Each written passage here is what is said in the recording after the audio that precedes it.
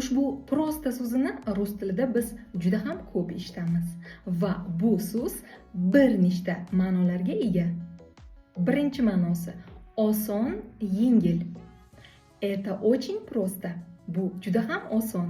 Ikkinchi ma'nosi shunchaki. Я просто спросила. Men shunchaki so'radim. Uchinchi ma'nosi oddiy, hech qanday hashamatlarsiz. Он живет просто. U oddiy yashaydi. To'rtinchi ma'nosi emotsiyani juda kuchaytiruvchi hisoblanadi. Masalan, это просто супер. Bu juda ham ajoyib. Yoki это просто ужасно.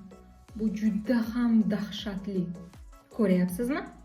Просто это не так уж просто. Rus tilida chiroyli va to'g'ri gapirishni istaysizmi? Unda hoziroq mening rus tili 0 dan kursimga yoziling.